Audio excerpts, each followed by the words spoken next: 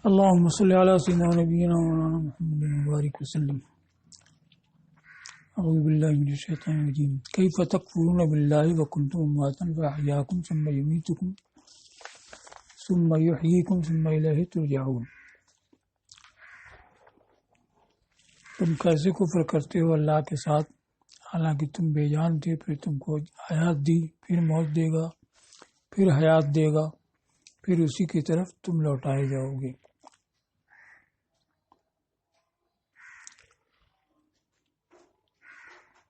یہ خطاب کس سے ہے اس کو آگے بیان کیا ہے کہ اس سے پہلے ذکر ہے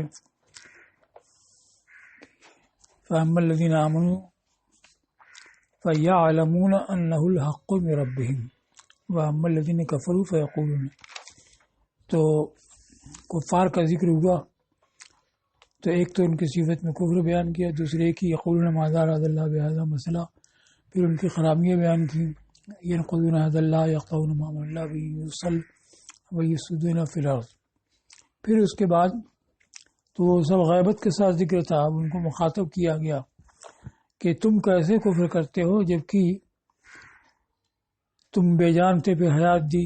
یعنی ایسی چیزیں موجود ہیں جو ایمان کی مقتضی ہے اور کفر کے مخالف منافی ہیں، تو مقتضیات ایمان کے ہوتے ہوئے تم کیسے کفر کرتے ہو. اب یہ کیفہ آتا ہے استفہام کے لیے، حالت کے بارے میں سوال کرنے کے لیے، جیسے کیفہ جا زید راکبا ماشین. تو کیفہ کا مطلب کس حال میں تم کفر کرتے ہو. اس کو کہا استخبار فیہ انکار و تعجیب لکفرہم. استفہام کی جگہ استخبار کہا کہ استفہام سے یہ ذہن جاتا ہے کہ کوئی چیز معلوم نہیں ہے اور اس کو معلوم کیا جائے، حالانکہ یہ لازم نہیں ہے. استفہام کبھی ایسے لیے ہوتا ہے کہ دوسرے کو معلوم ہو جائے، اور استخبار کا مطلب ہوتا ہے طلب الاخبار، یعنی تم خبر دو، بتاؤ. تو اس میں وہ وہم نہیں پیدا ہوتا ہے. اور استفہام برائے انکار ہوتا ہے تو اس کو کافی ہے انکار، یعنی انکار ہے کہ ایسی کوئی حالت ہے نہیں تو تمہارا کفر بھی نہیں ہونا چاہیے.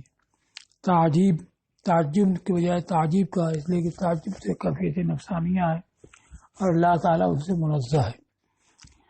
دوسروں کو تعجب دلانا، اس لیے تعجیب کا. تو یہ استخبار ہے جس میں انکار ہے اور ان کے کفر پر تعجب دلانا ہے، اس حال کا انکار کر کے جس پر کفر واقع ہو بطور برہان کے، برہانی طریقے پر. تو حال کے انکار سے کفر کا انکار کیسے ہوا؟ اس لیے کہ کیفیت سے یہ ہوا کہ کس حال میں تم کفر کرتے ہو. تو ظاہر ہے کہ وہ کسی نہ کسی حال سے خالی نہیں ہوں گے، اور جب اس حال کی نفی کر دی کہ کوئی ایسی حالت نہیں جس سے کفر کا جواز فراہم ہو، تو مطلب یہ کہ سرے سے کفر کا جواز نہیں. تو ایک تو یہ ہوتا کہ تکفرون حمزہ استفہام ہوتا اور وہ تکفرون پہ داخل ہوتا تو خود کفری کی نفی ہوتی، اور کیفہ آیا تو حال کی نفی ہوئی. تو مطلب یہ ہوا کہ کوئی ایسی حالت نہیں جس پر کفر کا جواز ہو، اور کسی نہ کسی حال سے خالی نہیں ہوں گے، تو مطلب کہ کسی حال میں ان کے لیے کفر کا جواز نہیں. اس کو کہا ہے لأن صدورہ لا ينفك عن حال و صفت،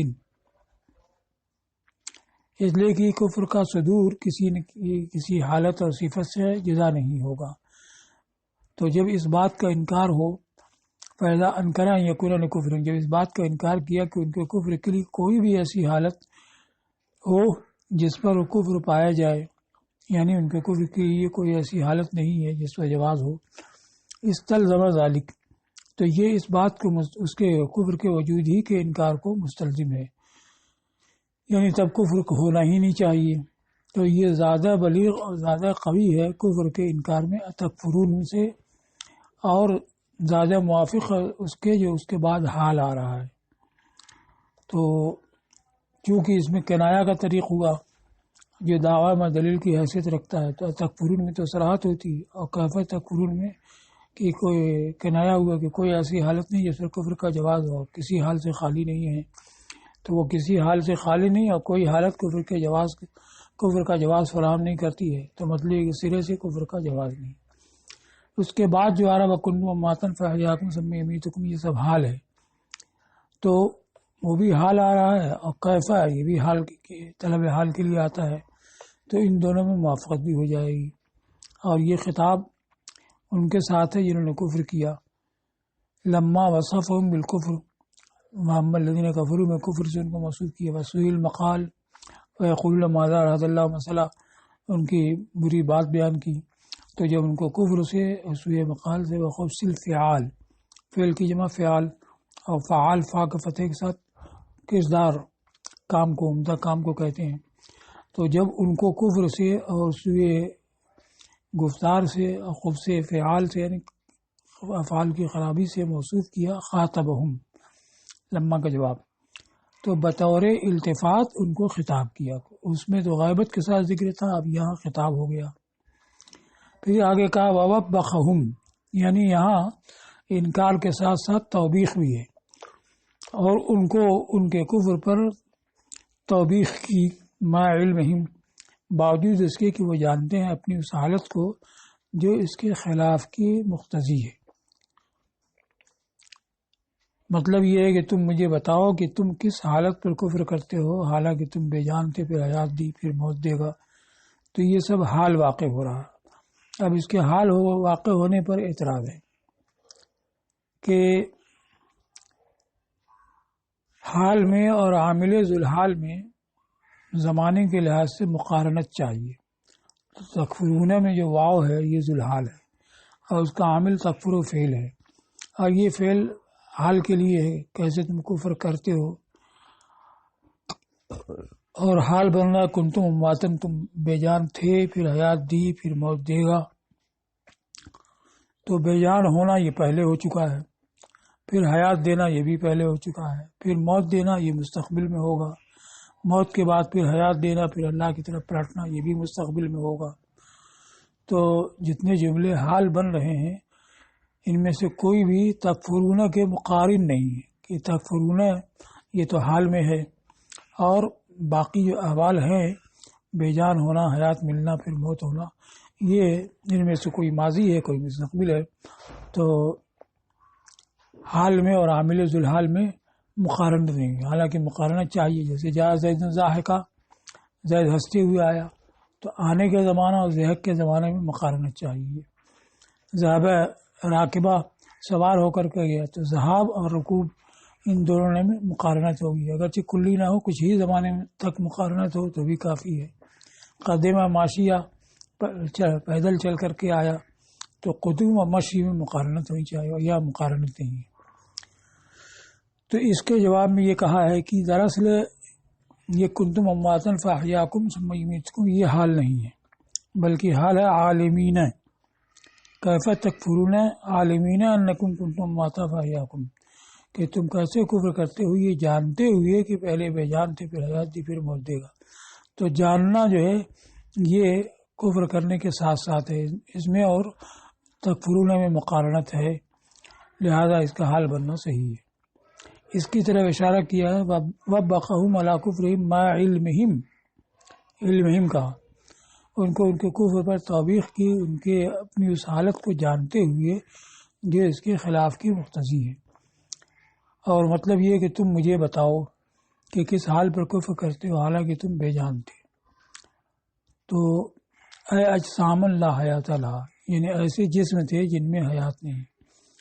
تو یہ اموات جو ہے یہ ایسا نہیں کہ پہلے میت ہو، یعنی پہلے حیات رہی ہو پھر موت ہوئی ہو، بلکہ اموات اس کو بھی کہتے ہیں جس میں سرے سے جان ہی نہ ہو۔ اس لیے کہا کہ ایسے اجسام تھے جن میں حیات نہیں۔ وہ کیا؟ عناصر، جیسے پانی مٹی تھے، پھر اس سے غذائیں بنی، پھر غذا جسم میں گئیں تو ان سے خلطیں بنی، یعنی خون سودا صفرا بلغم، پھر خون سے نطفے بنے، پھر نطفہ سے پارے گوشت ہوا، پارے گوشت میں کوئی مخلق اور کوئی غیر مخلق، مانے جس میں اعضاء تمام ہو، غیر مخلق جو اعضاء ناتمام۔ تو پہلی جو حالت تھی وہ یہی کہ بکھرے ہوئے اجزاء تھے اور پھر حیات تھی۔ تو جب تک کی حیات نہیں آئی تب تک مواد ان کے اوپر صادق ہوگا. یعنی خون بنا، پھر اس کے بعد نطفہ بنا، پھر پارے گوشت ہوا، پھر اعضا بنے اور سب کچھ ہو گیا، لیکن روح جب تک نہیں ڈالی گئی تب تک بے جان نہیں ہے. اور جیسی روح ڈالی گئی تو حیات آ گئی. فاحیاکم، اس وجہ سے فا آیا جو تعقیب بلا تراخی کو چاہتا ہے کہ بے جان ہونے کی حالت کے بعد فوراً ہی حیات والی حالت آ گئی. حیات دی کیسے؟ بخلق الارواح و نفخها فیکم، روحیں پیدا کر کے اور روحوں کو تمہارے اندر پھونک کر کے. اس سے معلوم ہے کہ ہر انسان کی روح الگ الگ مخلوق ہے، کہ روح جو ہے وہ قدیم نہیں ہے، اور ہر انسان کے ساتھ اس کی روح حادث ہے، وہ پیدا کی گئی ہے. پھر روح کو جسم میں ڈالا گیا ہے، تو حیات دینے کی کیفیت یہ ہے کہ جان کو پیدا کیا اور پھر جان کو جسم میں ڈالا. اب یہاں فاحیاکم فا کے ساتھ عطف کیا ہے، اس لیے کہ یہ متصل ہے اس سے جس کے اوپر عطف کیا گیا ہے، یعنی کمتم ماتن سے متصل ہے، غیر و متراخی نہ ہو، اور اس سے متراخی یعنی اس سے بعد میں نہیں ہے، برخلاف بواقی کے کہ ثم یمیتکم، تو حیات کا ایک زمانہ گزر جاتا ہے، اس کے بعد پھر موت ہوتی ہے. ثم یحییکم، موت کے بعد بھی ایک زمانہ گزر جائے گا، پھر اس کے بعد حیات دی جائے گی. ثم الیہ ترجعون، پھر اس کے ایک زمانے کے بعد رجوع ہوگا، اس لیے اور سب ثم کے ساتھ ہے. پھر تمہیں موت دے گا عند تقضی آجالکم، تمہاری اجلوں کے ختم ہونے کے وقت. ثم یحییکم، اب یحیی میں دو تفسیر ہو سکتی ہے. ایک تو یہ کہ نفخ صور کے دن تمہیں دوبارہ زندہ کر کے حیات دے گا، یا یحییکم سے مراد قبروں میں سوال کے لیے حیات دے گا. ثم الیہ ترجعون، اس کی بھی اسی کے مطابق دو تفسیر ہوگی کہ اگر نشور مراد ہے یحییکم سے کہ موت کے بعد پھر حیات دے گا، پھر اس کی طرف تم لوٹائے جاؤ گے، یعنی حشر کے بعد تم رب کی بارگاہ میں حاضر کیے جاؤ گے تو تمہارے عملوں کا بدلہ دے گا. اور اگر قبروں میں سوال کے لیے احیاء مراد ہے تب ثم الیہ ترجعون سے مراد کہ احیاء قبر کے بعد پھر تم زندہ کیے جاؤ گے اپنی قبروں سے حساب کے لیے. فما اعجب کفرکم، تو کیا ہی عجیب ہے، یہ کہا تھا کہ یہ استخبار ہے انکار اور تعجیب کے لیے. تو تعجیب کیسے ہے؟ وہ یہی ہے کہ تمہارا کفر کیا ہی عجیب ہے، ما علمکم بحالکم ھذہ، باوجود اس کے کہ تم اپنی یہ حالت جانتے ہو. یہاں بھی علمکم نکالا اس لیے کہ دراصل حال وہی ہے، عالمین انکم کنتم امواتا فاحیاکم. اب یہ کہ یہ سب تم جانتے ہو، تو اس میں 5 حالتیں ذکر کی گئی ہیں. ایک یہ کہ پہلے بے جان تھے، پھر دوسری حیات آئی، پھر تیسری موت آئے گی. تو یہ 3 کو تو جانتے مانتے ہیں، لیکن پھر اس کے بعد ان کو حیات دی جائے گی، نشور ہوگا، اس کو تو نہیں مانتے. اور حساب ہوگا، رب کے حاضر ہوں گے، اس کو بھی نہیں مانتے ہیں. تو سب کو عالمینہ کے تحت کیسے لایا جا سکتا ہے؟ تو اس کا جواب دیا، اگر یہ اعتراض ہو کہ ان عالموں اگر ان کو یہ معلوم ہے کہ وہ بے جان تھے، پھر حیات دی، پھر موت دے گا، تو یہ 3 باتیں ان کو معلوم ہیں، تو یہ معلوم نہیں ہے کہ آئندہ ان کو حیات دے گا پھر اس کے لیے لوٹائے جائیں گے. تو جواب یہ ہے کہ ان کا ان دونوں کے جاننے پر قادر ہونا، ان دونوں کو جان سکتے ہیں. منزل منزلۃ علمہم، تمکنہم من العلم بہما لما نصب لهم من الدلائل، ان کا ان کے علم پر قادر ہونا اس وجہ سے کہ ان کے لیے دلائل قائم کر دیے ہیں، یہ ان کے علم کے درجے میں اتار دیا گیا عذر کے زائل کرنے میں. خصوصاً جبکہ اس آیت میں اس پر تنبیہ ہے جو ان کے امکان پر دلیل ہے. وہ کیا تنبیہ؟ کہ یہ بعث بعد الموت سے انکار جو کرتے ہیں، تو اسی لیے کہ انسان جب ریزہ ہو جائے گا تو پھر کیسے حیات پائے گا. تو پہلی بار بھی ریزہ بکھرے ہوئے اجزا کی شکل میں تھا اور اللہ نے حیات دی، تو جب پہلی بار یہ ہو چکا ہے تو دوبارہ کیوں نہیں ہو سکتا ہے. اس کو کہا ہے کہ خصوصاً جبکہ اس آیت میں تنبیہ ہے اس پر جو ان دونوں کے امکان پر دلیل ہے. وہ یہ ہے کہ اللہ تعالیٰ جب اس پر قادر ہے کہ ان کو پہلی بار حیات دی، تو اس پر بھی قادر ہے کہ دوبارہ حیات دے. اس لیے کہ تخلیق کی ابتدا یہ اعادہ سے آسان نہیں ہوتی ہے، یعنی عام کے لحاظ سے تو جب پہلا جو مشکل ہے اس پر قادر مانتے ہیں تو دوسرا جو اس کی بنسبت آسان ہونا چاہیے اس پر کیوں نہیں قادر مانتے. او مع القبیلتین، ایک تو یہ تفسیر ہوئی کہ یہ کیف تکفرون باللہ وکنتم امواتا یہ کفار سے خطاب ہے، دوسرے کے دونوں فریق سے خطاب ہے، یعنی مومنین کفار دونوں ہی سے خطاب سبھی سے خطاب کیا گیا. اور یہ فرمایا گیا کہ تم کفر کیسے کرو گے جبکہ تمہارے ساتھ یہ نعمتیں ہیں. تو اب اس کا ربط کہاں سے ہوگا؟ تو اس کو بیان کیا کہ پہلے ذکر آیا یا ایھا الناس اعبدوا ربکم الذی خلقکم والذین من قبلکم، اب عبادت کرو اپنے رب کی جس نے تم کو پیدا کیا اور ان کو جو تم سے پہلے ہے. تو اس میں واجب کی وجود اور اس کی توحید کا بیان ہے. پھر اس کے بعد وَإِن كُنتُمْ فِي رَيْبٍ مِّمَّا نَزَّلْنَا عَلَىٰ عَبْدِنَا فَأْتُوا بِسُورَةٍ مِّن مِّثْلِهِ، اس میں صدق نبوت کا بیان ہے. اور پھر ماننے پر جنت کی بشارت ہے اور نہ ماننے پر نار کی وعید ہے، فَاتَّقُوا النَّارَ الَّتِي وَقُودُهَا النَّاسُ وَالْحِجَارَةُ، اور ماننے پر بشیر الذین آمنوا وعملوا الصالحات.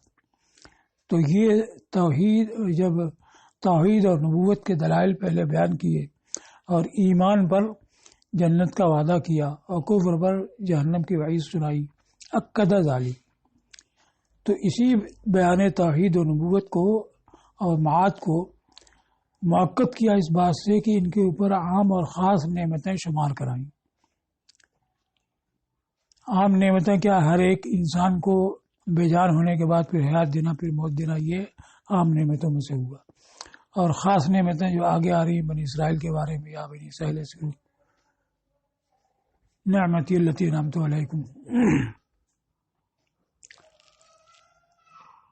تو اس کو مؤکد کیا. تو اب یہ نعمت جو ہوگی تو اس کے لیے بھی کوئی نہ کوئی محدث ہونا ضروری ہے، وہ ہے واجب تعالی. اور یہ مخبر صادق نے حضور صلی اللہ علیہ وسلم سے خبر دی بغیر اس کے کہ اگلی کتابوں کو پڑھا ہو یا اہل کتاب سے سیکھا ہو، تو یہ ان کی صدق نبوت کی دلیل ہوئی. اور پھر جب اللہ تعالیٰ ان ساری چیزوں کی، ساری نعمتوں کو پیدا کرنے پہ قادر ہے تو انسان کو دوبارہ پیدا کرنے پہ قادر ہے. تو اس میں معاد کا بیان ہو جاتا ہے. تو ان نعمتوں کے ذکر سے وہ دلائل توحید و نبوت و ذکر معاد کی تاکید ہو جاتی ہے. اس کو کہا اکد ذالک، اس کو مؤکد کیا اس طور سے کہ ان کے اوپر عام اور خاص نعمتیں شمار کی. پھر ان سے کفر کے صدور کو قبیح قرار دیا اور ان سے بعید ٹھہرایا ان جلیل اور عظیم نعمتوں کے ساتھ، اس لیے کہ نعمتوں کا عظیم ہونا منعم کی معصیت کے عظیم ہونے کا موجب ہے. تو جب عظیم نعمتیں اس کی ہے تو پھر اس کے ساتھ کفر کیسے ہوگا؟ اس طرح سے کفر کا صدور ان سے قبیح ٹھہرایا. اب اس پر اعتراض ہے کہ ان سب کو بطور نعمت شمار کرایا ہے، حالانکہ اس میں موت دینا بھی ہے. تو موت دینا یہ کیسے نعمت ہے؟ اگر یہ کہا جائے کہ موت دینے کو ان نعمتوں میں سے کیسے شمار کیا جائے گا جو شکر کی مقتضی ہے، تو جواب یہ ہے کہ لما کانت وصلتن، جب یہ موت دینا ذریعہ ہے دوسری زندگی کا جو حقیقی زندگی ہے، جیسا کہ ارشاد فرمایا وَإِنَّ الدَّارَ الْآخِرَةَ لَهِيَ الْحَيَوَانُ، بے شک دار آخرت ہی حیات والا ہے. تو چونکہ یہ حیات حقیقی کا ذریعہ ہے تو یہ کانت بنا لما کا جواب یہ ان عظیم نعمتوں میں سے ہے ایک. اور ساتھ ہی یہ کہ پورے قصے میں حاصل کیا ہے کہ بار بار حیات دینا، تو بار بار حیات دینا یہ نعمت ہے. معنی المعدود علیہم نعمتن هو المعنی المنتزع من القصة بأسرها، باوجود اس کے کہ جو چیز بطور نعمت ان پر شمار کی گئی ہے یہ وہ معنی ہے جو پورے قصے سے ماخوذ ہوتا ہے. جیسا کہ جو حال واقع ہے تو کنتم امواتا فاحیاکم، یہ الگ الگ سب حال نہیں ہے. حال کیا ہے؟ هو العلم بها، جیسا کہ حال واقع ہے ان سب کو جاننا، اور ان جملوں میں سے ہر ایک یہ حال نہیں ہے. وہ کیوں نہیں؟ اس لیے کہ مقارنت نہیں، اس لیے کہ بعض ماضی ہے بعض مستقبل ہے، اور دونوں ہی کا حال بننا صحیح نہیں، کیونکہ تکفرون حال ہے تو عامل ذوالحال کے ساتھ مقارنت نہیں ہوگی. تیسرا احتمال بیان کیا کہ یہ خطاب خاص مومنین سے ہے، کہ مومنین کی صفت بیان کیا کہ مومنین اس کے حق ہونے کا یقین کرتے ہیں. اب ان کو بطور احسان ذکر کیا کہ تم کیسے کفر کرو گے جبکہ تمہارے ساتھ یہ نعمت ہے. یہ خطاب خاص مومنین سے ہے، ان کے اوپر احسان کو ثابت کرنے، کفر کو ان سے دور ٹھہرانے کے لیے، اس معنی کر کے کہ تم سے کفر کیسے متصور ہوگا حالانکہ تم بے جان تھے. تو اب مومنین کے لحاظ سے بے جان ہونا کیا ہے کہ بے خبر تھے، بے علم تھے. پھر تم کو حیات دی، اس سے جو علم اور ایمان کا افادہ کیا. پھر تم کو موت دے گا، یہی موت معروف. پھر تم کو حیات دے گا، حیات حقیقی. پھر تم اس کی طرف لوٹائے جاؤ گے تو تم کو ثواب دے گا وہ جو نہ کسی آنکھ نے دیکھا، نہ کسی کان نے سنا، نہ کسی انسان کے دل پر خطرہ گزرا. اب اس کے بعد لفظ حیات کو بتایا ہے کہ حیات کا حقیقی معنی کیا ہے، باری تعالیٰ کے حق میں اس کا اطلاق ہو تو کیا معنی ہوتا ہے، وہ آگے ہے.